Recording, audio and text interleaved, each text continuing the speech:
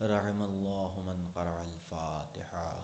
بسم اللہ الرحمن الرحیم الحمد للہ رب العالمین الرحمن الرحیم مالک یوم الدین ایاک نعبد و ایاک نستعین اہدنا الصراط المستقیم صراط الذین انعمت علیہم غیر المغضوب علیہم ولا الضالین. اللهم صل علی محمد. اعوذ باللہ من الشیطان اللعین الرجیم. لا حول ولا قوة الا باللہ العلی العظیم.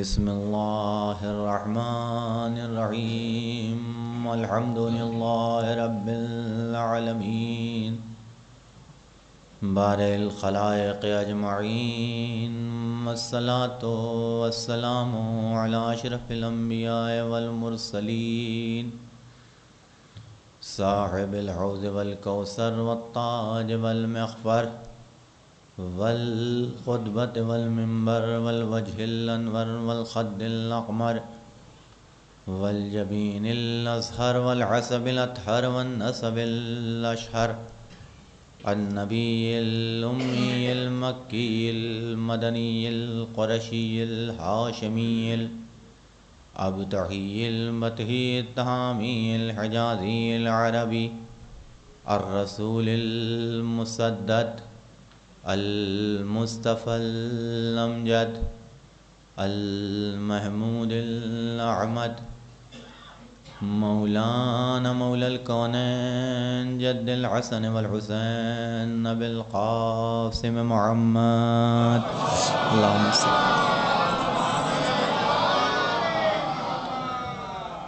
وآله الطيبين الطاهرين المعصومين الداعين إلى سبيل الله بالحكمة وبالموعظة الحسنة قادة الأمم أولياء النعم معدن الرحمة سيما بقية الله العظم مولانا حجة ابن الحسن العسكري.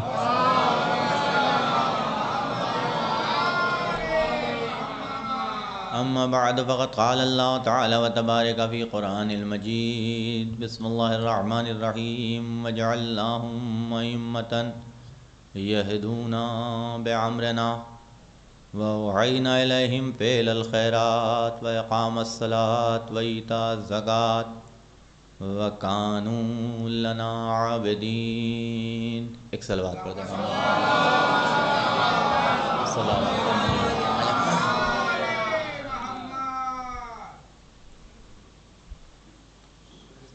قرآن مجید کی ایک صلوات پڑھ دیں محمد و محمد.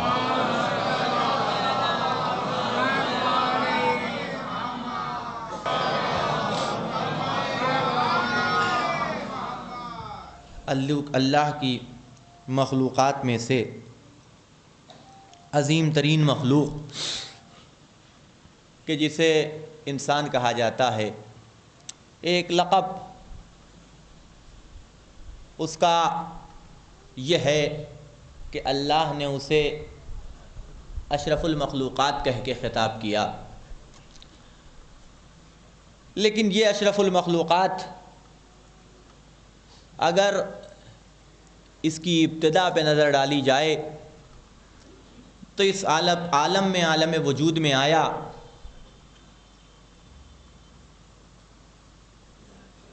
کہ ایک چھوٹا سا کمسن سا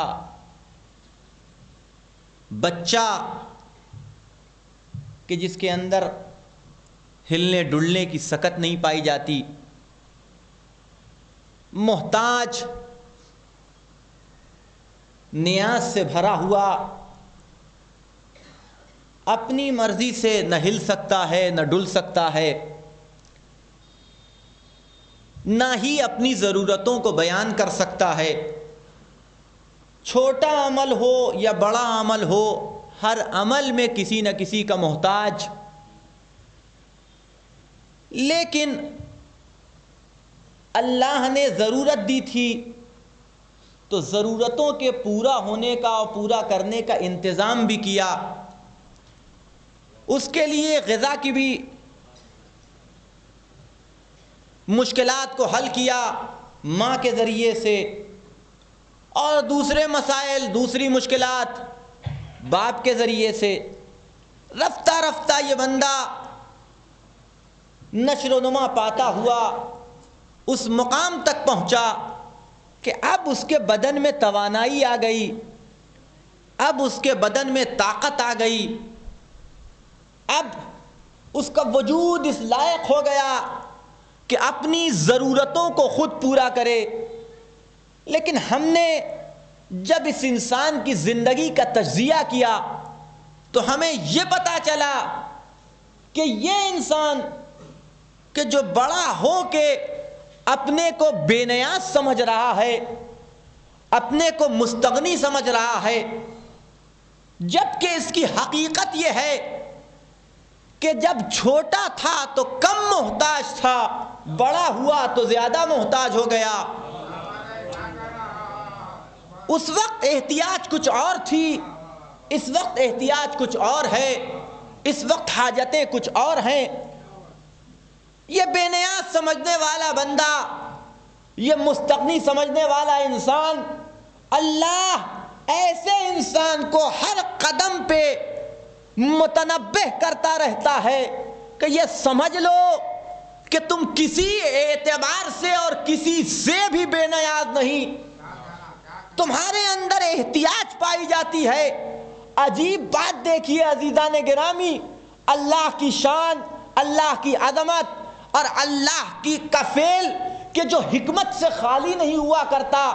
ہر انسان کو اللہ نے محتاج پیدا کیا، محتاج اس دنیا سے آیا، محتاج اس دنیا سے چلا گیا۔ توجہ رکھیے گا میں کیا عرض کر رہا ہوں، محتاج اس دنیا میں آیا، محتاج اس دنیا سے چلا گیا۔ ہر انسان محتاج ہے، ہر انسان ضرورت مند ہے، ہر انسان کے پاس ڈھیروں قسم کی نیاز مندیاں پائی جاتی ہیں، لیکن اللہ کی شان دیکھیے کہ بنایا اس نے انسان کو محتاج ہے، لیکن اسے اس انسان کی بے نیازی پسند ہے۔ غور فرمائے میں نے کیا آپ کی خدمت میں عرض کیا، اس جملے پہ توجہ دیجئے گا۔ اللہ نے انسان کو بنایا محتاج، لیکن انسان کی بے نیازی اسے پسند ہے۔ آپ غور کریں یہ دونوں چیزیں کیسے جمع ہو سکتی ہیں؟ ہمیں پیدا کرنے والے نے ہمیں محتاج بنایا، ہمیں ایک ایک لمحے پہ احتیاج مند، ہر ایک ایک لمحے ایک ایک قدم پہ ضرورت مند، لیکن وہ خدا کہ جس نے ہمیں محتاج بنایا اسے ہماری بے نیازی پسند ہے۔ کہا ہم نے بے شک تمہیں محتاج بنایا تھا تو تمہاری ضرورتوں کے پورا ہونے کے لیے ایک دروازہ بھی کھول دیا، ایک دروازہ بھی کھول دیا، اور تمہیں اختیار دے دیا کہ اب تم چاہو تو ایک دروازے کے محتاج بن کے کائنات سے بے نیاز ہو جاؤ۔ یہ تمہیں اختیار دے دیا کہ ایک دروازہ کہ جو ہم نے کھولا اس کے محتاج بن کے کائنات کی ہر فرد سے بے نیاز ہو جاؤ، یا یہ چاہو کہ اس ایک دروازے سے بے نیاز ہو کے کائنات کی ہر فرد کے محتاج بن جاؤ۔ یہ اختیار تمہارے حوالے۔ اور عزیزان گرامی پوری ذمہ داری سے یہ جملہ عرض کر رہا ہوں کہ جس نے کائنات سے بے نیاز ہو کے اس دروازے کا اپنے آپ کو محتاج بنا لیا، اللہ نے صلہ یہ دیا کہ کائنات کو اس کا محتاج بنا دیا۔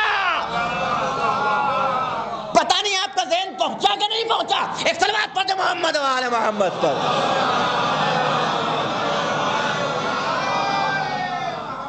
غور فرمائیں آپ، یہ صلہ دیا، تمہیں اختیار دے دیا ہے، چاہو تو اس ایک دروازہ کہ جو ہم نے کھولا ہے، جو ہمارا دروازہ ہے، اس کے محتاج بن کے کائنات کی ہر فرد سے بے نیاز ہو جاؤ۔ اور اگر اس سے سرپیچی کی تو عجب نہیں کہ تمہیں کائنات کی ہر فرد کا نیاز مند بنا دوں۔ اور جس نے کیا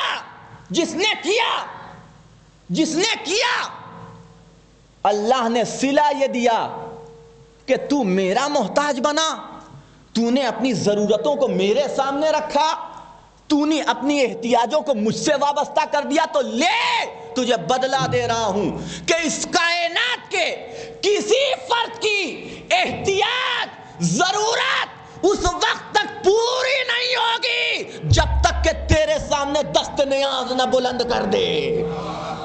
توجہ رکھیے گا, یہ صلہ دیا. ایک صلوات پڑھ دے محمد و آل محمد پر. بسم اللہ علیہ.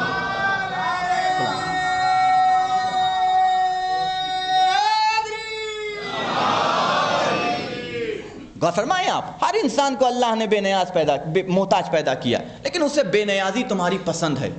ہم تمہیں در بدر کی ٹھوکریں کھاتے ہوئے نہیں دیکھنا چاہتے. در بدر کی ٹھوکریں نہیں, ایک در کہ جو ہمارا در ہے اس سے وابستہ ہو جاؤ. ہر شے سے بے نیاز کر دوں گا, ہر شے سے, اور ہر شے کو تمہارا محتاج بنا دوں گا. ہمارے در سے وابستہ ہو کے تو دیکھو, ہمارے در پہ اپنا سر تسلیم خم کر کے تو دیکھو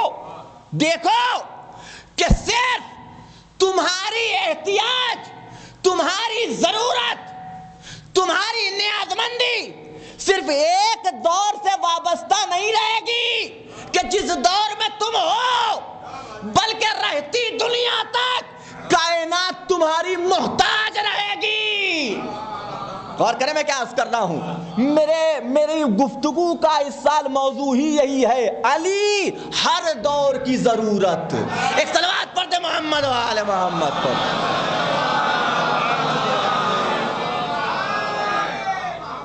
غور فرمائیں آپ, تو ہمارے سر سامنے صرف ہمارے محتاج بن کے دیکھو, اپنی احتیاج کو ہمارے سامنے رکھ کے دیکھو, تو دیکھو ہم کس طریقے سے کائنات کو تمہارا محتاج بنا دیتے ہیں. ہر شے کو تمہارا محتاج بنا کے رکھ دیں گے. ہر دور کسے ضرورت نہ پڑی. غور کریں میں کیا عرض کر رہا ہوں. کسے اور کہاں ان کی ضرورت نہ پڑی. ہر قدم پہ ضرورت, ہر لمحے میں ضرورت, ہر موقع پہ ضرورت. اب دو حصے میں گفتگو ہوگی. ایک حصہ علی کی حیات کا یعنی دور اسلام کا, یہ دیکھنا ہے کہ وہاں کسے ضرورت پڑی. پھر گفتگو ہوگی اس مرحلے پہ کہ اس دور میں کسے ضرورت ہے, اور رہتی دنیا تک کون محتاج ہے یہ دیکھا جائے گا. آج گفتگو یہ ہوگی کہ اس دور میں کسے ضرورت نہ پڑی. توحید, رسالتیں, نبوتیں, عجیب بات ہے. یہ شان ہے ان کی کہ رہنے والا اپنی زندگی میں اور اپنی حیات میں تو لوگوں کی ضرورتیں پورا کر سکتا ہے, لیکن اس دنیا سے جانے کے بعد ایک سخت مرحلہ ہے. میں یہ نہیں کہہ رہا ہوں ناممکن ہے, ناممکن نہیں ہے, ممکن ہے, ناممکن نہیں ہے, لیکن ناممکن یہ ہے کہ اپنے اس دنیا میں آنے سے پہلے لوگوں کی نیاز مندی کو دور کرنا. توجہ فرمائیے گا, یہ مشکل نہیں ہے کہ اپنی اس دنیا سے جانے کے بعد لوگوں کی کتابوں کی شکل میں لوگوں کی نیاز مندیاں دور ہو رہی ہیں کہ نہیں ہو رہی ہیں. جانے والا اس دنیا سے چلا گیا لیکن اپنے آثار چھوڑ کے گیا ہے, اپنی کتابیں چھوڑ کے گیا ہے, اپنے علم کو, اپنی اندر پائے جانے والے کمالات کو کتابوں میں سمو کے گیا ہے. لوگ پڑھ رہے ہیں اور فائدہ اٹھا رہے ہیں, اپنی نیاز کو دو. یہ کمال نہیں ہے. کمال یہ ہے کہ اپنے اس دنیا میں آنے سے پہلے لوگوں کی نیاز مندیوں کو اور لوگوں کی احتیاج کو دور کرنا. یہ کمال ہے ہمارے مولا کا کہ آدم کی صلب میں رہے تو ان کی مدد کی, نوح کی صلب میں پہنچے تو ان کے مددگار بنے, عیسیٰ کی صلب میں پہنچے تو ان کے مددگار, ابراہیم کی صلب میں پہنچے تو ان کے مددگار. توجہ رکھیے گا. اب جیسی جس کی احتیاج تھی اسی اعتبار سے ہمارا مولا مدد کرتا رہا. ایک صلوات پڑھ دے محمد و آل محمد پر. ہر ایک کو ضرورت, توجہ رکھیے گا. اور اگر علی نہ ہوتے تو کیا ہوتا؟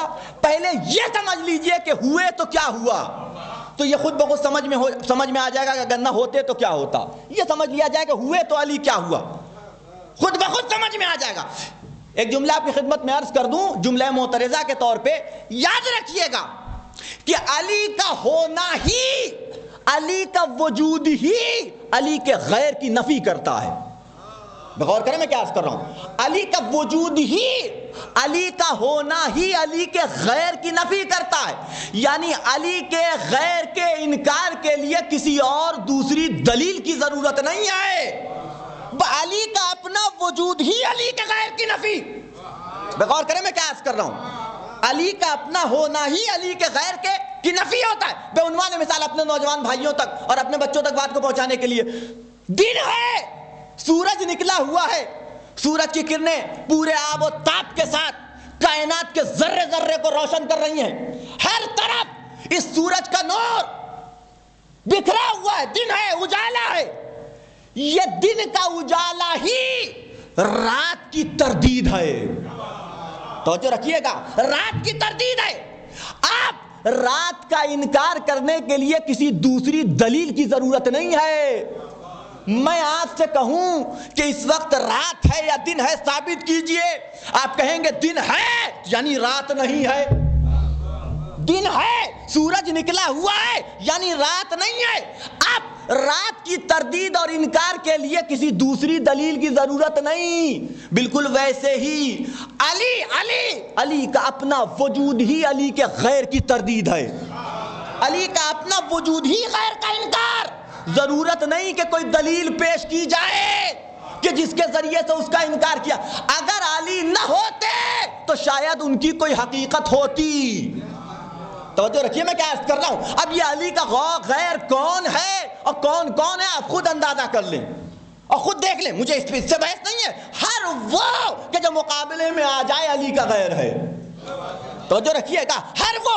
اب یہ جہاں تک بات جائے، چاہے دور اسلام میں ہو، چاہے آج کے زمانے میں ہو، یا پھر مستقبل کے آنے والے زمانے میں، کوئی زمانہ ہو، جو علی کے مقابلے میں جب آئے علی کا غیر اور علی کا اپنا وجود علی کے غیر کی تردید نہ ہوتے تو شاید حقیقت ہوتی. یاد رکھیے گا. ایک صلوات پڑھ دیں محمد و آل محمد پر.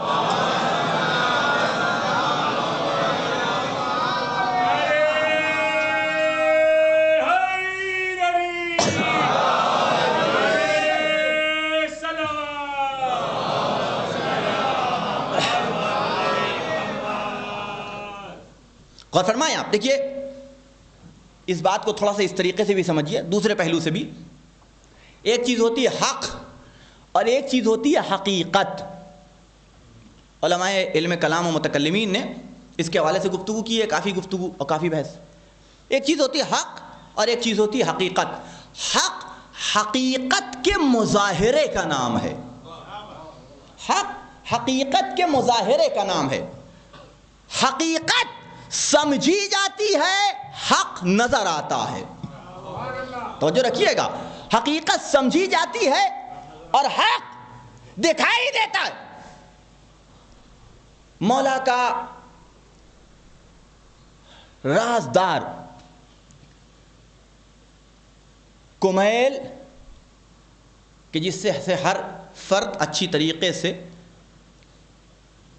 کہ جس کا بیشتر وقت مصلی پہ بیتتا ہو، وہ کمیل سے واقف نہ ہو، یہ ممکن نہیں ہے.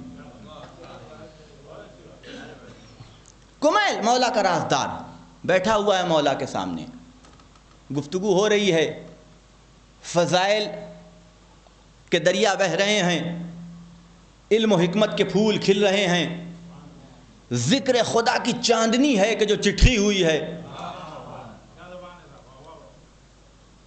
علم و حکمت کے موتی علی کی زبان سے جھڑ رہے ہیں. کمیل اپنے دامن میں جمع کر رہے ہیں کہ سنتے سنتے دفتن کمیل نے ایک سوال کر دیا. مولا ایک سوال ہے. کہا پوچھو کمیل کیا پوچھنا چاہتے ہو؟ کہا میرے ایک سوال کا جواب دے دیجئے. کہا کون سا سوال ہے کہ جو تمہیں پریشان کیے ہوئے؟ کہا مولا میں یہ جاننا چاہتا ہوں کہ حقیقت کسے کہا جاتا ہے. حقیقت کسے کہا جاتا ہے؟ کون سوال کر رہا ہے؟ کمیل سوال کر رہے ہیں. مولا نے کمیل کا ہاتھ پکڑا، لے کے صحرا میں چلے آئے. آگے صحرا میں پھر گفتگو شروع ہوئی، پھر علی بیان کر رہے ہیں، مولا سن رہے ہیں، کمیل سن رہے ہیں، بیان کرتے جاتے ہیں، وہ سنتے جاتے ہیں. لیکن سوال تو ذہن میں موجود ہے نا کہ میں نے مولا سے ایک سوال کیا ہے، مجھے ابھی اس سوال کا جواب نہیں ملا. تھوڑی دیر کے بعد پھر کمیل میں سوال کیا. اب جملہ سنیے گا علی ابن ابی طالب کا. پھر سوال کیا، مولا میں نے آپ سے ایک سوال کیا تھا، میں یہ جاننا چاہتا ہوں کہ حقیقت کسے کہتے ہیں؟ حقیقت کسے کہتے ہیں؟ ادھر کمیل کی زبان سے یہ فقرہ نکلا، علی نے آواز دی، اے کمیل کیوں گھبراتے ہو؟ میرا پیمانہ چھلکے گا تو تمہیں پہ تو گرے گا۔ توجہ رکھیے گا، میرا پیمانہ چھلکے گا۔ آپ غور کیجئے گا، پیمانہ الگ ہے، چھلکنا الگ ہے۔ وہ پیمان جو چھلک گیا وہ پیمانے سے الگ، جو چھلکا وہ کم، پیمانے میں زیادہ۔ علی رہتی دنیا تک کے محققین اور مدبرین اور جتنے بھی عالم ہیں سب کو متوجہ کر رہے ہیں کہ اگر ہمارے در پہ سر تسلیم خم کرنے کے بعد کچھ مل جائے تو یہ نہ سمجھ لینا کہ یہی سب کچھ ہے، یہ ہمارے کچھ علم کے چھینٹے ہیں کہ جو تم تک پہنچے ہیں، سارا علم تو ہمارے پاس ہے۔ ایک صلوات پڑھتے محمد و آل محمد پر۔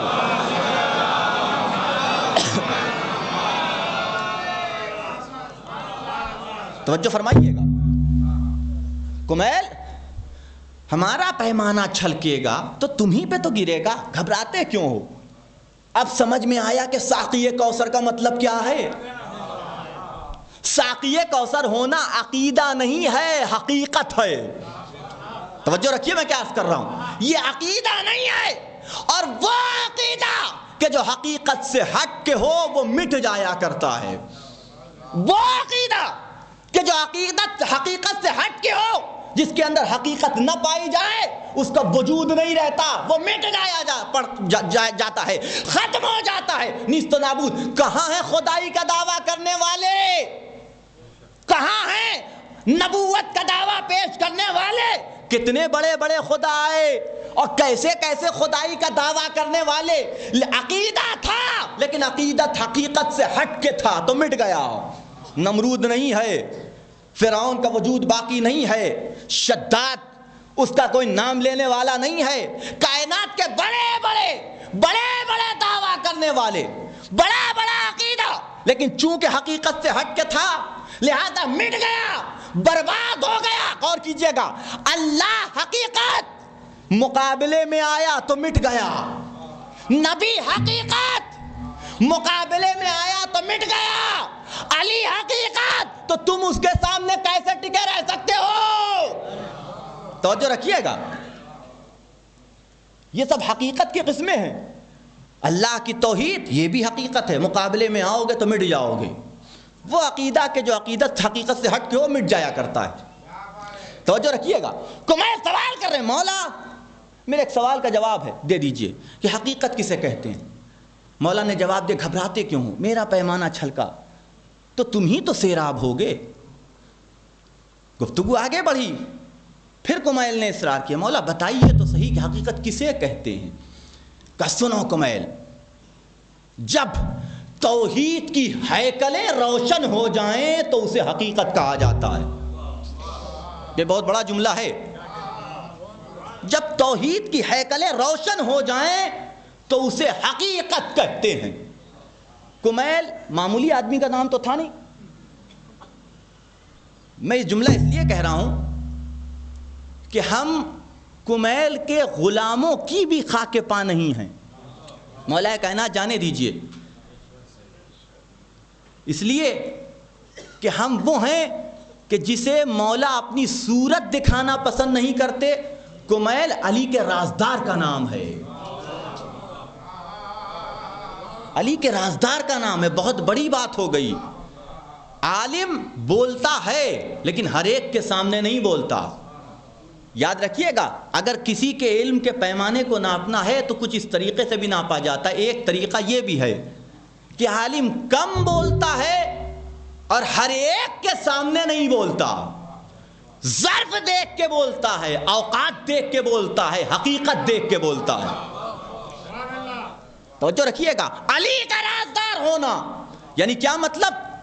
ایسے ہی رازدار بنا لیا ہوگا علی نے، ایسے ہی رازدار بنا لیا ہوگا کیسے کیسے علی کے جان چاہنے والے، کیسے کیسے علی کے ماننے والے، لیکن کہیں نہیں ملا کہ علی نے کسی کو اپنا رازدار بنایا ہوگا۔ علی کی نگاہ میں حقیقت ہوگی، ابتدا ہوگی کمیل کی، انتہا ہوگی کمیل کی، سب دیکھ کے اپنا رازدار بنایا ہوگا۔ تو اتنا جاننے والا مولا سے سوال کیا، مولا نے جواب دیا کہ حقیقت یہ ہے کہ جب توحید کی ہیکلیں روشن ہو جائیں تو اسے حقیقت سمجھ گئے ہوں گے کہ نہیں سمجھ گئے ہوں گے کمیل، اور اگر نہ سمجھ پاتے تو مولا بتاتے نہیں۔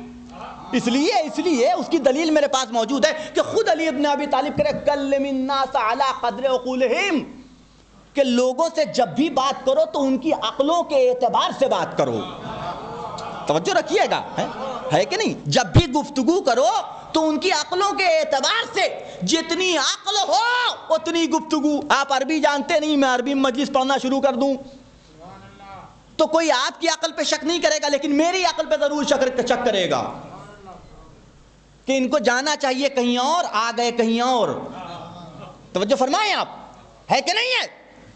انسانوں کی عقلوں، ان کے فہم و ادراک کے اعتبار سے کمیل نے سوال کیا، علی نے جواب دیا کہ لوگوں سے ان کی عقلوں کے اعتبار سے گفتگو کرو۔ تو اب جواب دے رہے ہیں مولا کہ جب توحید کی ہیکلیں روشن ہو جائیں تو اسے سمجھ گئے ہوں گے کہ نہیں سمجھ گئے ہوں گے کمیل؟ سمجھ گئے، لیکن جس طریقے سے کمیل کا مولا اس کی نگاہیں رہتی دنیا تک ہیں، اسی طریقے سے علی کے چاہنے والے کی نگاہ بھی، وہ صرف اپنے بارے میں نہیں سوچتا بلکہ رہتی دنیا تک کے علم کے پیاسوں کے بارے میں بھی کمیل کو پتا تھا کہ شاید یہ لوگ نہ سمجھ پائیں کہ مولا نے کیا کہا۔ لہذا جیسے ہی مولا نے جواب دیا، کمیل نے پھر کہا مولا زدنی بیانا یا امیر المومنین، تھوڑا اور بیان کیجئے، تھوڑا اور بیان کیجئے۔ کہا کمیل سنو، جب وہم یقین میں فنا ہو جائے تو اسے حقیقت کہتے ہیں۔ توجہ رکھیے گا میں کیا کہہ رہا ہوں۔ جب وہم یقین میں فنا ہو جائے تو اسے حقیقت کہا جاتا ہے۔ علم کے 4 مرحلے ہیں، ایک صلوات پڑھ دے محمد وآل محمد پر۔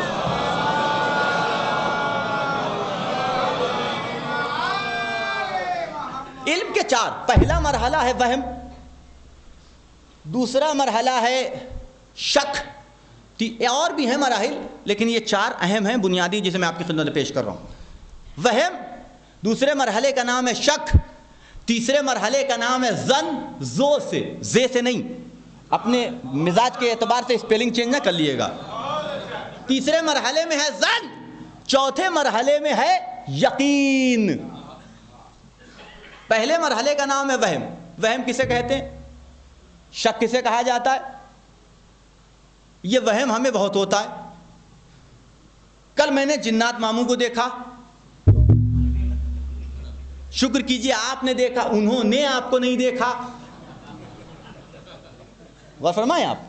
تو یہ ایک طرح کا وہم ہے، بہت سے ہوتا ہے، ایسا میں انکار تھوڑی کر رہا ہوں جنات کے وجود سے، لیکن یہ ایسا کوئی گزر گیا، ایسا محسوس ہوا کہ کوئی میرے سامنے سے گزرا، لمبا سا تھا، پہنے ہوئے تھا، اوپر سے نیچے تک سفید پہنے ہوئے تھا، بڑی سی پگڑی لگائے ہوئے تھا۔ بھیا جناتوں میں بھی قسمیں ہیں، سب اللہ والے تھوڑی ہوتے ہیں کہ جو اللہ کا لباس پہن کے ٹہلے ہیں۔ اب آپ کے گھر کی اپنی اوقات دیکھیے کہ آپ کے گھر میں کیا ہوتا ہے، جیسا آپ کے گھر میں ہوتا ہوگا ویسے ہی جنات آتے ہوں گے۔ غور فرمائیں آپ، ہے کہ نہیں بھئی؟ وہ بھی تو اچھی جگہ دیکھ کے اور بری جگہ دیکھ کے جائیں گے کہ ہر جگہ پہنچ جائیں گے؟ آپ کے گھر میں خرافات ہوتی ہے اور اچھے والے جنات آپ کے گھر میں رہیں، کیسے ہو سکتا ہے؟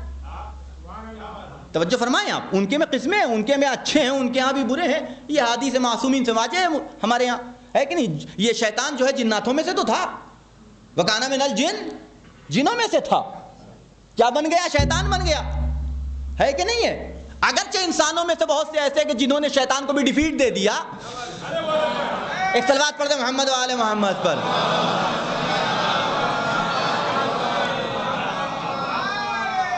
تو یہ وہم ہے ہمارا، اکثر وہم ہوتا ہے، ہمیں بھی ہوتا ہے، آپ کو بھی ہوتا ہے وہم، یعنی 100 میں 10% آپ مان لیجئے، 100 میں 10% یہ ہے وہم۔ ہمیں وہم ہے کہ فلاں صاحب آئے ہوئے ہیں، کوئی دلیل نہیں، کوئی ثبوت نہیں، کچھ نہیں۔ شک، اس کے بعد کے مرحلے کا نام ہے شک۔ شک یعنی 50-50، شک یعنی 50-50، شکیات نماز تو آپ جانتے ہی ہوں گے، تیسری چوتھی میں شک ہو جائے تو کیا کرنا ہے، چوتھی پانچویں میں شک ہو جائے تو کیا کرنا ہے، دوسری اور تیسری میں، پہلی اور دوسری میں شک ہو جائے، اسے کہا شکیات۔ شک کا شک ہو جائے تو اس کے لیے جو ہے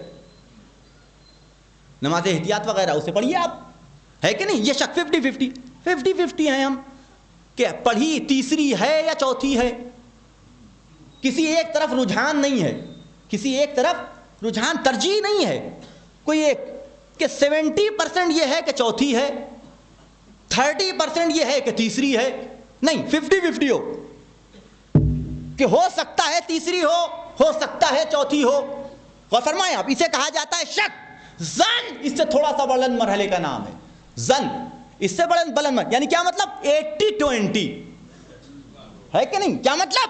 یعنی 80% مجھے یقین ہے کہ یہ چوتھی رکعت ہے، 20% امکان ہے کہ تیسری ہو۔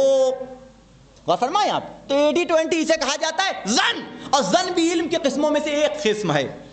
اسی لیے حکم یہ ہے کہ شک ہو تو نماز احتیاط ہے، ورنہ اگر ظن ہو تو جس طرف ظن ہے ادھر ترجیح دی جائے گی۔ ہمیں گمان ہے، یہ ایک مسئلہ ہے نوجوانوں تک بھی پہنچ جائے گا، ہمیں گمان ہے، ہمیں 80% یقین ہے کہ ہم چوتھی رکعت نماز پڑھ رہے ہیں، 20% شک ہے کہ ہو سکتا ہے تیسری ہو، تو اب یہاں پہ چوتھی مان کے نماز ختم کر دی جائے گی، نماز احتیاط کی بھی ضرورت نہیں ہے۔ 50-50 میں نماز احتیاط، توجہ رکھیے گا۔ اور چوتھے مرحلے پہ یقین، چوتھے مرحلے پہ یقین، توجہ رکھیے گا، یعنی 3 مرحلے ہیں جہالت کے، ایک مرحلہ ہے علم کا۔ غور نہیں فرمایا آپ نے، وہم وہاں پہ بھی تھوڑا بہت شک، 100% تقریباً شک، وہاں پہ 50% جہالت، ظن 10% 20% ہی صحیح جہالت تو ہے، توجہ رکھیے گا، لیکن یقین یہ 100%۔ اب یہ تمہیں اختیار ہے کہ علم کے مقابلے میں جہالتوں کو ترجیح دیتے ہو یا جہالتوں کے مقابلے میں علم کو ترجیح دیتے ہو۔ ایک صلوات پڑھتے محمد و آل محمد پر۔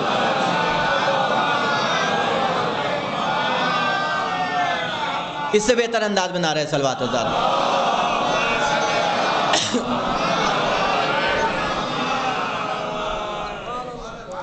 توجہ فرمائیں آپ، تو میں اپنی منزل کی طرف پھر واپس لوٹتا ہوں، بات کہیں سے کہیں نہ چلی جائے۔ مولا کسے کہا جاتا ہے حقیقت؟ کا توحید کی ہیکلیں روشن ہو جائیں تو اسے حقیقت کہتے ہیں۔ مولا زدنی بیانہ، تھوڑا اور بیان کیجئے، واضح کیجئے، روشن کیجئے۔ کا جب وہم یقین میں فنا ہو جائے تو اسے حقیقت کہتے ہیں۔ کا مولا زدنی بیانہ، تھوڑا اور واضح۔ کا سنا کمیل، جب توحید اپنے تمام تر جلووں کے ساتھ مخلوق کے اوپر، مصنوع کے اوپر آشکار ہو جائے، نمایاں ہو جائے تو اسے حقیقت کہتے ہیں، اسے حقیقت کہا جاتا ہے۔ ابھی بھی واضح نہیں ہوا، ہم نہیں سمجھے۔ مولا زدنی بیانہ، تھوڑا اور بیان کیجئے۔ کا کمیل، بس اتنا سمجھ لو کہ جب دن نکل آتا ہے، سورج طلوع ہو جاتا ہے تو رات کے چراغوں کو بجھا دیا جاتا ہے، حقیقت اسی کا نام ہے۔ ایک صلوات پڑھتے محمد و آل محمد پر۔ بس اتنا سمجھ لو، یہ آخری جواب علی کا، کہ جب سورج طلوع ہو جائے تو رات کے جلتے ہوئے چراغ بجھا دیے جاتے ہیں۔ اب سورج کی روشنی میں کسی کی روشنی نظر نہ آئے گی۔ اب اگر سورج روشن ہو، کوئی چراغ اپنے جلائے رہے تو اسی کو تو احمق کہا جاتا ہے۔ ایک صلوات پڑھتے محمد و آل محمد پر۔ اس سے بہتر انداز بنا رہے صلوات حضرات۔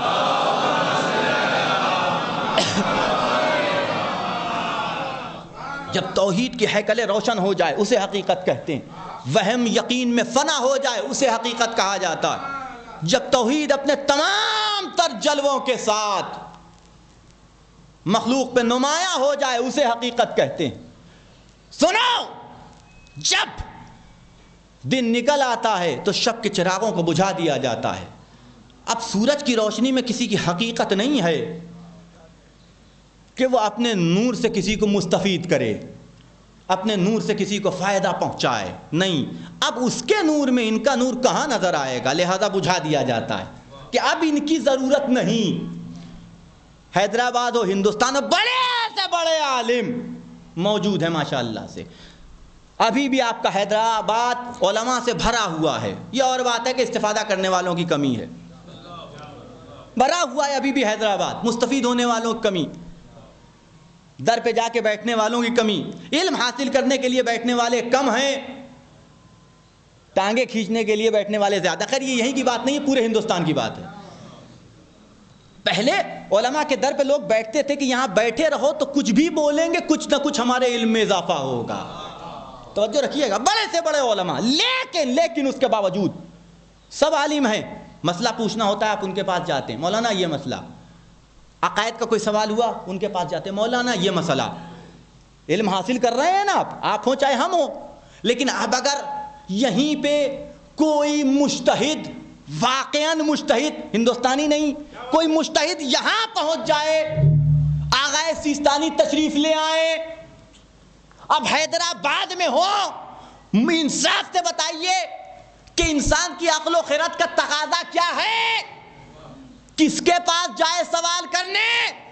اب عقل یہی کہے گی بھیا جس کی تقلید کرتے ہیں اب وہ خود ہی یہاں ہے، تو تمہیں اگر اپنا سوال لے کے جانا ہے تو اسی کے در پہ جاؤ کہ جس کے یہ نائب ہیں۔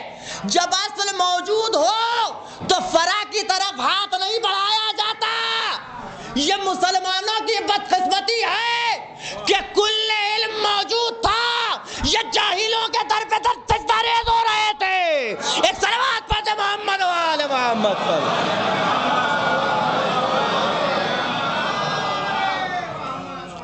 توجہ فرمائیے، آپ جب آ گیا خود جس کی تقلید کرتے ہیں، جس کا توضیح مسائل ہمارے گھر میں رکھا ہوا، تو اس سے مستفید ہوں گے نا۔ اب وہ بتائے گا اس کی موجودگی میں ان کے نائبین سے سوال کرنا کیا مانا۔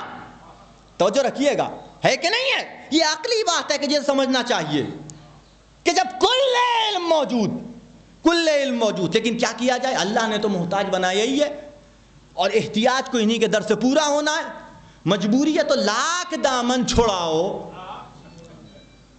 اس کے باوجود تمہارا سر تسلیم تو اللہ خم ہی کروا دے گا۔ ان کی چوکھٹ کے اوپر گفتگو یہاں سے شروع ہوئی تھی، غور فرمائیں آپ کہ کائنات کو اللہ نے ان کا محتاج بنا دیا، گفتگو یہاں سے شروع ہوئی تھی۔ آپ غور کیجئے گا، ایک صلوات پڑھتے محمد والے محمد پر۔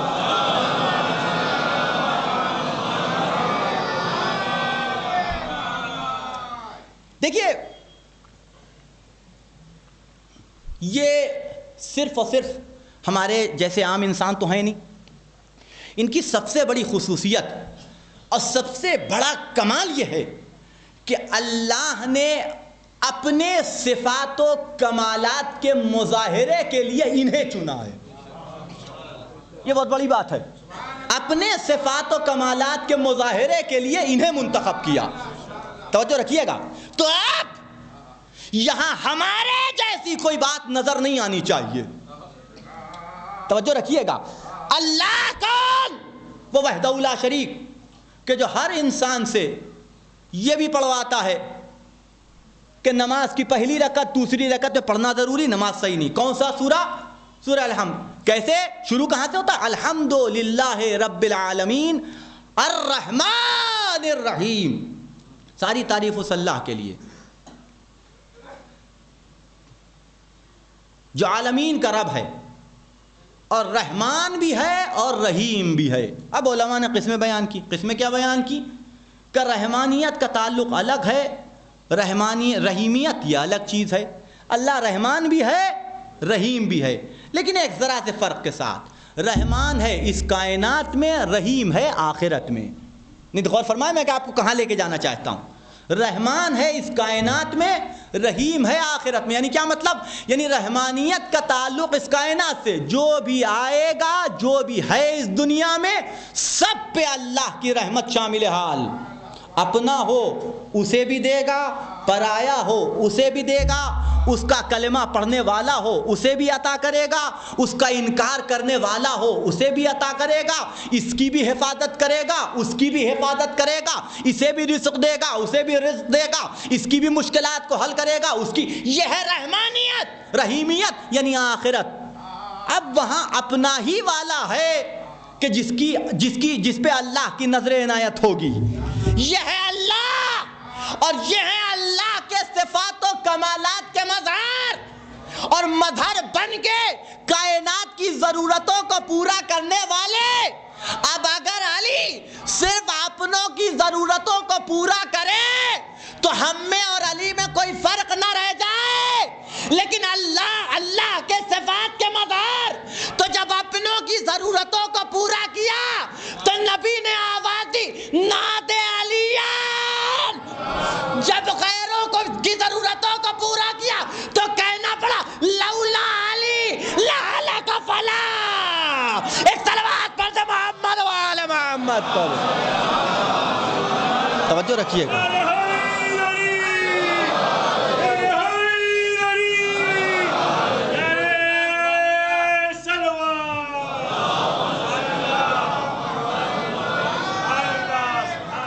توجہ فرمائیں آپ. اللہ کے صفات و کمالات کے مظہر ہے. اس کا کمال ہے کہ سب پہ برابر کی نظر رکھتا ہے. تم ہمارے ساتھ کیسے بھی رہو ہمیں کوئی فرق نہیں پڑتا، لیکن ہم تمہارے رب ہیں، تم ہماری مخلوق ہو. اولاد کتنی بھی نافرمان ہو جائے لیکن ماں کے دل سے اس کی محبت نہیں جاتی، تو ہم تو تمہاری ماں کے بھی پیدا کرنے والے ہیں. ہم کیسے تمہیں اکیلا چھوڑ دیں؟ ہم تمہاری آخری سانس تک تمہارے ساتھ رہیں گے، اور صرف ساتھ نہیں رہیں گے، اس بات کی کوشش کرتے رہیں گے ابھی بھی وقت ہے آ جاؤ راستے پہ، ابھی بھی وقت ہے سنبھل جاؤ، ابھی دیر نہیں ہوئی ہے. ہم تمہاری ماں سے زیادہ تم سے محبت کرنے والے ہیں، اتنی محبت کہ ہم تمہیں وقت دیتے ہیں کہ آخری سانس سے پہلے بھی اگر تم نے اپنی خطاؤں پہ پشیمانی کا اظہار کر دیا تو ہم تمہیں اپنے دامن عفو میں جگہ دینے کو تیار. ہم مان لیں گے کہ صبح کا بھولا ہوا اگر شام کو واپس آ جائے تو اسے بھولا نہیں کہتے. آ جاؤ. اتنا رحیم خدا، اتنا کریم خدا.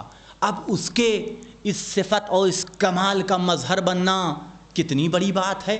ہم تو اپنوں کو نہیں معاف کر پاتے، غیروں کی بات جانے دیجئے. باپ دادا کے زمانے کی لڑائی لیے ہوئے آج تک ڈھو رہے ہیں. کسی اچھی رسم کو کبھی اتنی ذمہ داری سے نہ ڈھویا کہ جس ذمہ داری کے ساتھ ہم دشمنیاں ڈھوتے ہیں، جس ذمہ داری کے ساتھ ہم دشمنیاں اختلافات کو اپنے دوش پہ اٹھائے ہوئے پھرتے ہیں، کسی اچھی رسم کو کبھی نہ ڈھویا. مٹ گئی، ختم ہو گئی. ابا کیا کرتے تھے، دادا کیا کرتے تھے، وہ سب بھول گئے. یہ یاد رہا کہ لڑتے کیسے تھے، جھگڑتے کیسے تھے، فساد کیسے برپا کرتے تھے.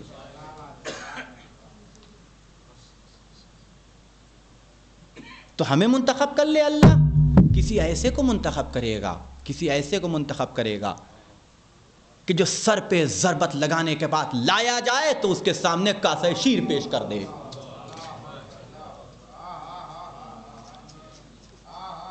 کسی ایسے کو منتخب کرے گا.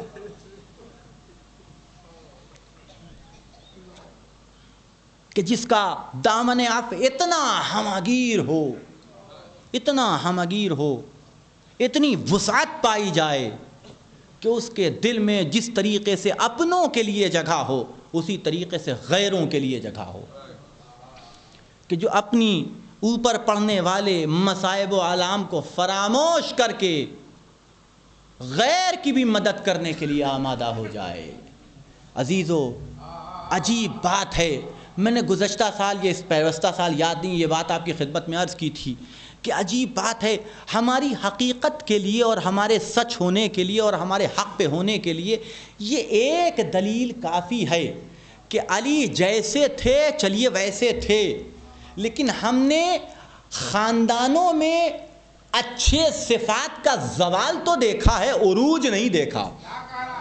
غور کریں میں کیا عرض کر رہا ہوں، ہم نے خاندانوں میں اچھے صفات و کمالات کا زوال تو دیکھا ہے، کہیں عروج نظر نہیں آیا کہ دادا جیسے تھے بیٹا ویسا نظر نہ آیا، بیٹا جیسا تھا پوتا ویسا نظر نہ آیا۔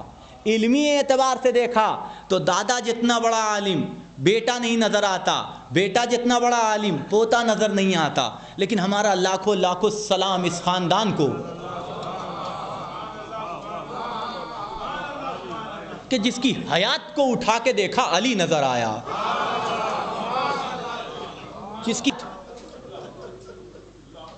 جب یزیدی فوج نے مدینے پہ حملہ کیا اور ابھی آ کے باہر ٹھہری ہوئی تھی، تو یہ وہی کچھ افراد کہ جنہوں نے کربلا میں فاطمہ زہرا کی بیٹی زینب کے سر سے چادریں چھینی تھیں، انہی میں سے کچھ اپنی ناموس لے کے آ گئے سید سجاد کے دروازے پہ۔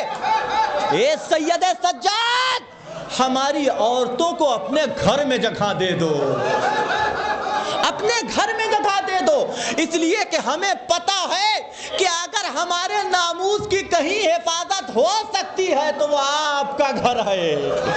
سوچو سید سجاد کے دل میں کیا بیتی ہوگی کہ جب شام و کوفہ کا بازار نگاہوں میں گھوما ہوگا، بے مقنا چادر زینب ام کلثوم، منادی ندا دے رہا ہاذی سبایا من بنات رسول اللہ۔ اے تماشا دیکھنے والوں، تماشا دیکھو، دیکھو یہ رسول کی بہو بیٹیاں ہیں، اپنے گھر میں جگہ دے دو۔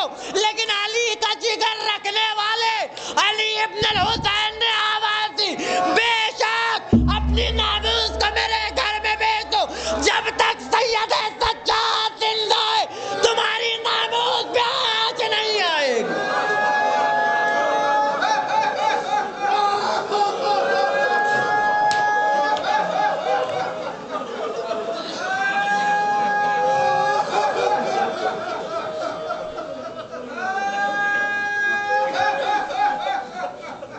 کردار سے کردار ملا کے دیکھیے، رفتار سے رفتار ملا کے دیکھیے، جو کردار ان کا نظر آئے گا وہی کردار ان کے خاندان کی ایک ایک فرد کا۔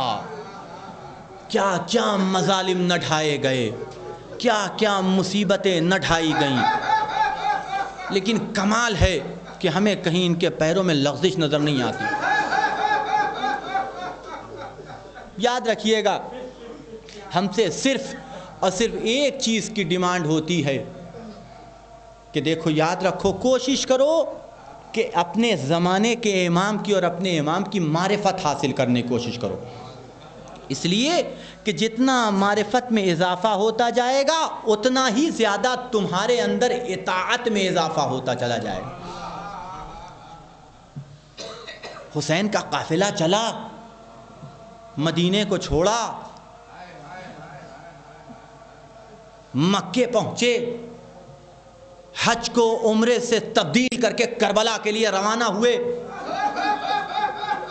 معرفت دیکھنی ہے آپ کو کہ اگر یہ سوال کیا جائے کہ مردوں میں حسین کے قافلے میں حسین کو پہچاننے والا سب سے بڑا کون، تو صرف ایک نام ذہن میں آتا ہے، ابو الفضل العباس۔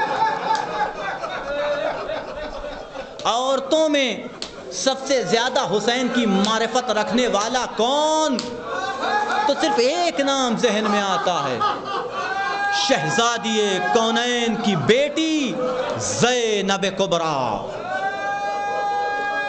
ہمیں تاریخ میں کہیں نہیں ملا، اور یہ دونوں شخصیتیں کیسی، ایک باب الحوائج ہے تو ایک عالم غیر معلمہ،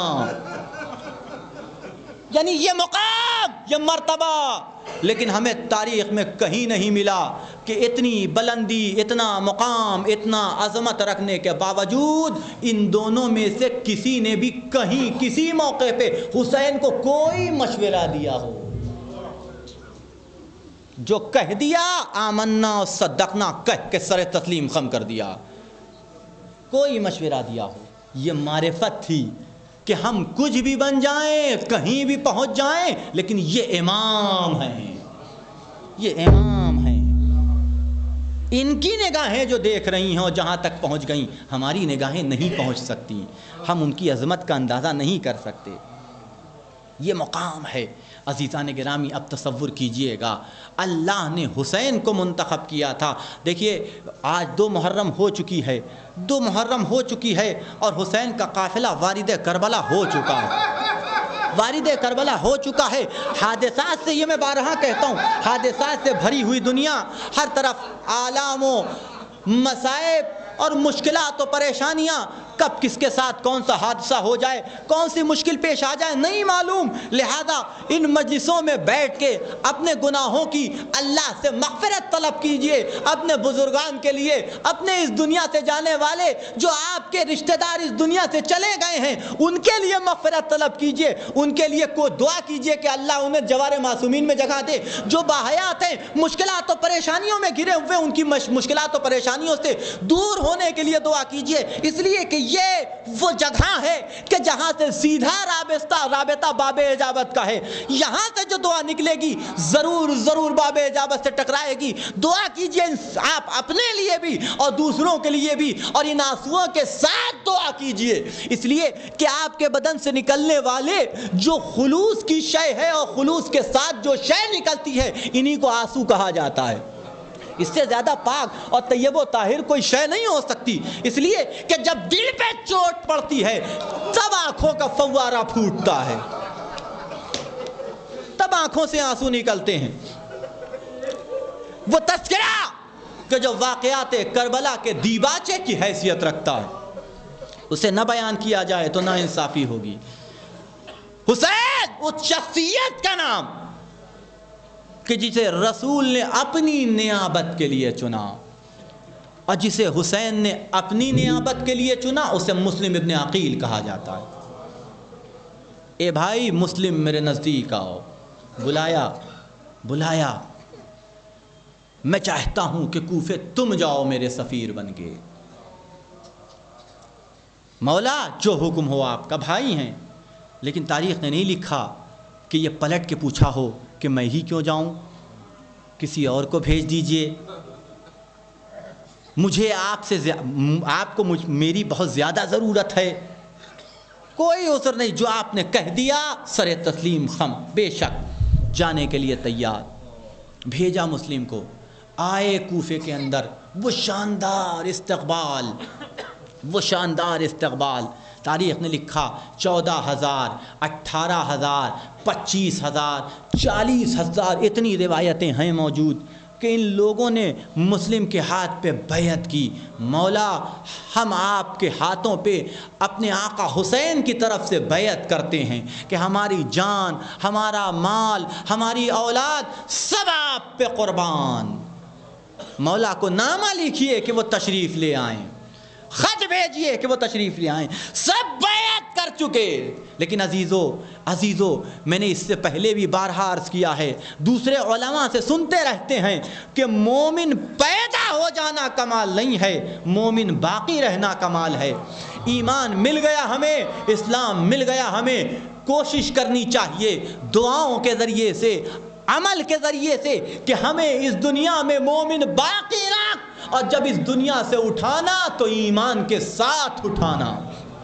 یہ اہم ترین مرحلہ ہے. دیکھیے کہ وہ کہ جو بیعت کر رہے ہیں، وہ کہ جو مسلم سے محبت کا دم بھر رہے ہیں. تاریخ نے لکھا ہے کہ جب ابن زیاد کوفے میں پہنچا ہے اور اس نے دھمکیاں دینی شروع کی کہ جس گھر میں بھی مسلم کو پناہ دی جائے گی اس گھر کی ایک ایک فرد کا خون ہم پہ حلال ہوگا.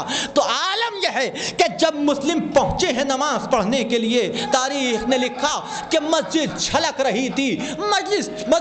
رہی تھی، نماز پڑھنے والوں کی ایک کثیر تعداد تھی کہ جو مسلم کے پیچھے نماز با جماعت ادا کر رہی تھی. لیکن ایک وقت ایسا آیا کہ جب مغرب کی نماز ختم ہوئی کہ تو آدھا مجمع چھٹ چکا تھا، دوبارہ نماز پڑھی، عشاء کی نماز ختم ہوئی. اب جو مسلم نے پلٹ کے دیکھا آخری سلام پر پلٹ کے دیکھا تو کچھ افراد کہ جو مسلم کے ہمراہ دروازے تک آئے، اب جو پلٹے دیکھا تنہا مسلم۔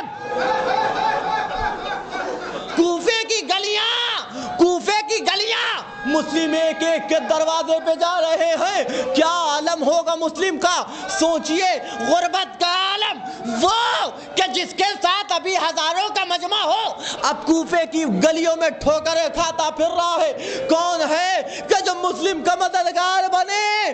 ہاں عزیزو، دن بھر یہی عالم رہا، دن بھر یہی عالم رہا۔ تاریخ نے لکھا کہ ایک مسجد میں آ کے پناہ لے لی، دن بھر وہی رہے۔ رات میں کوشش اس بات کی کہ کسی صورت سے کوفے سے باہر نکل جاؤں، جا کے مولا آقا حسین کو بتا دوں کہ کوفے کے افراد پلٹ گئے۔ اپنی جان کی فکر نہیں تھی، فکر اس بات کی تھی کہ اگر اس بے وفا کوفے میں میرا آقا حسین آ گیا تو کیا ہوگا،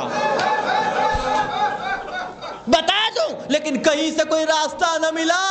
بھوک و پیاس کا غلبہ، بھوک و پیاس کا غلبہ، مسلم پیاسے ایک ایک دروازے پہ جا کے بیٹھتے ہیں، لیکن اگر خبر ہو جائے تو کوئی اپنا دروازہ نہیں کھولتا۔ ایک مقام پہ دیکھا کہ ایک بڑھیا ہے کہ جو اپنے دروازے پہ کھڑی ہوئی ہے، آئے آ کے اس کی چوکھٹ پہ بیٹھ گئے۔ اس نے دیکھا کہ ایک مسافر ہے کہ جو آ کے میرے دروازے پہ بیٹھ گیا۔ اے بھائی، تو مسافر معلوم دیتا ہے، مسافر معلوم دیتا ہے۔ دیکھ اب وہ کوفہ نہیں رہا، دیکھ حالات بڑے خراب ہیں، جا چلا جا اپنے گھر کو واپس لوٹ جا، دیکھ حالات بڑے خراب۔ کہا اے بیوی، اے معظمہ، اے خاتون، اگر ایک گلاس ایک کاسا پانی کا مجھے مل سکے مجھے پلا دو، پیاس ہے کہ جو مارے ڈالتی ہے۔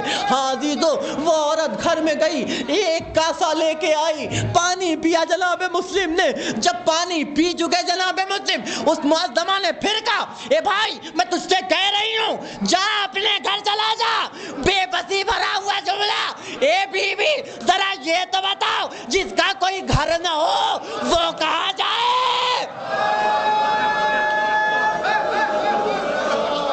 مسلم کا گھر کہاں ہے؟ اے بھائی تو کون ہے؟ میں مدینے کا رہنے والا۔ مدینے میں کہا قبیلہ بنی ہاشم، نام یہ کہ مسلم ابن عقیل۔ تڑپ گئی، اے مولا معاف کرنا، میں نے تمہیں نہ پہچانا، آؤ میرے گھر میں آ جاؤ۔ ہاں عزیزو، مجھے پوری شہادت نہیں پڑتی، 2 جملے اور اس کے بعد آپ کی زحمت تمام۔ ایک موقع وہ بھی آیا کہ مسلم گھر سے نکل پڑے تو آنے لاکھ التماس کی، مولا گھر میں رہو، گھر امن اس وقت امن ہے، کسی کو نہیں پتا آپ گھر کے اندر ہیں۔ کہ دیکھو یہ فوج جو آ رہی ہے یہ مجھے قتل کرنا چاہتی ہے، مجھے گوارا نہیں کہ میری وجہ سے تیرے گھر کی حرمت پامال، مجھے گوارا نہیں کہ میری وجہ سے تیرے گھر کی حرمت پامال۔ میں کہوں گا مسلم ذرا باد آسر کربلا آ کے دیکھو، خیمے جلائے جا رہے ہیں، بیویوں کے سروں سے چادریں چھینی جا رہی ہیں، دیار بدیار بے مقنا چادر پھرایا جا رہا۔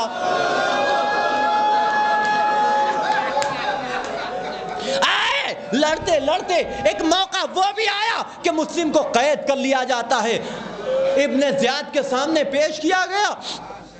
کہا، کہنے والے نے کسی نے کہا کہ اے مسلم سلام کرو امیر کو، آواز دی حسین کے علاوہ میرا کوئی امیر نہیں ہے، میرا کوئی امیر نہیں ہے۔ سلام کرنے کے لیے کہا جا رہا تھا، مسلم نے سلام نہ کر کے بتایا کہ دیکھو بے شک سلام کرنا مستحب، جواب دینا واجب، لیکن جب کوئی حجت خدا کے مقابلے میں آ جائے تو اس کا اسلام بھی ختم ہو جاتا ہے، اس کا ایمان بھی ختم ہو جاتا ہے۔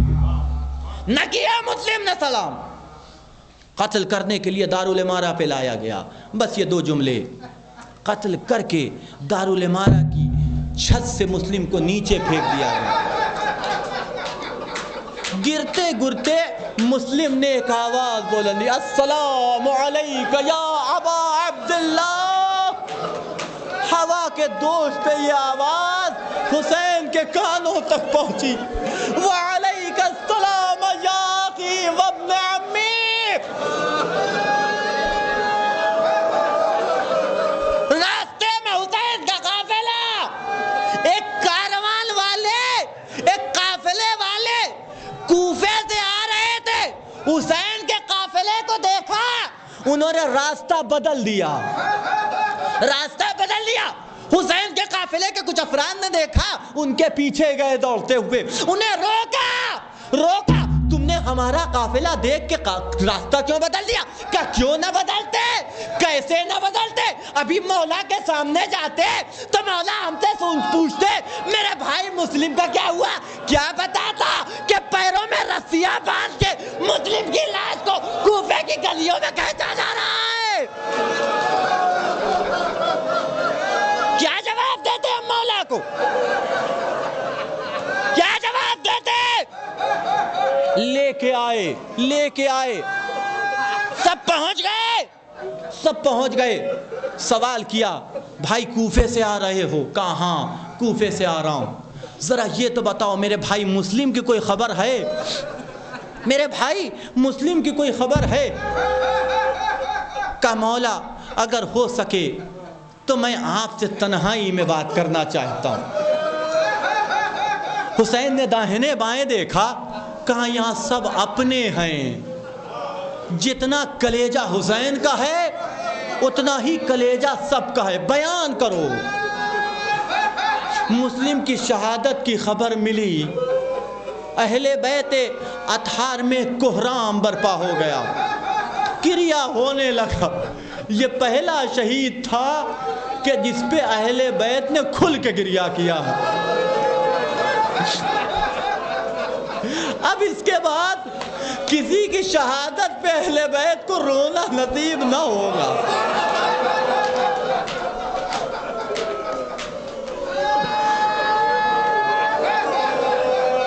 سب رونے لگے، گریا کرنے لگے. حسین اٹھے، خیمے میں آ گئے.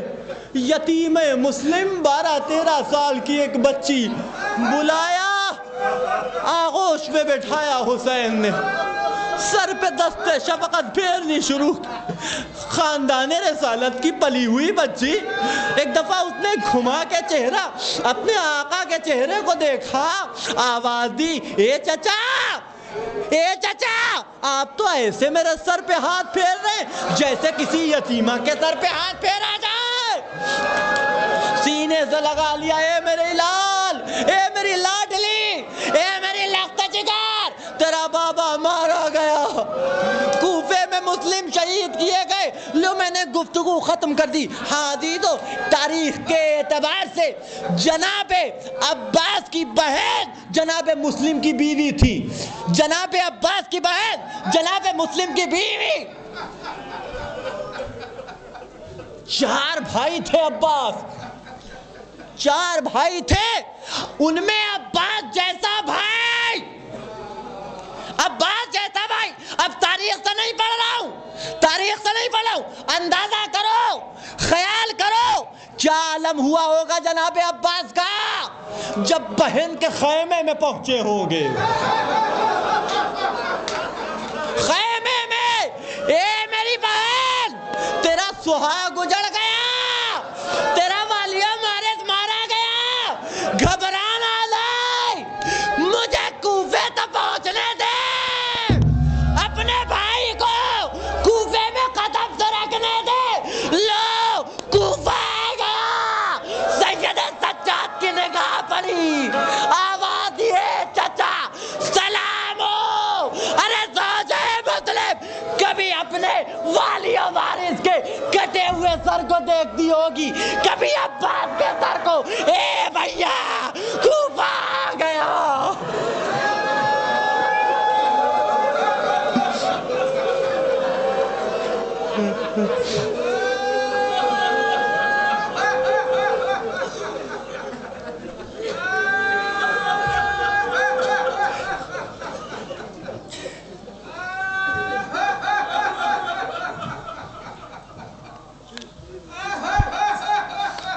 انا للہ و انا الیہ راجعون. فسيعلم الذین ظلموا أي منقلب ينقلبون. اللهم بحق محمد وأنت المحمود وبحق علي وأنت الأعلى وبحق فاطمة وأنت فاطر السماوات وبحق الحسن وأنت المحسن وبحق الحسين وأنت قديم الإحسان وبحق أئمة التسعة الطاهرين من ذرية حسين عليه السلام ربنا تقبل منا إنك أنت السميع العليم ربنا آتنا في الدنيا حسنة وفي الآخرة حسنة وقنا عذاب النار صلوات پڑھ دیں محمد وآل محمد اللهم صل على محمد وآل محمد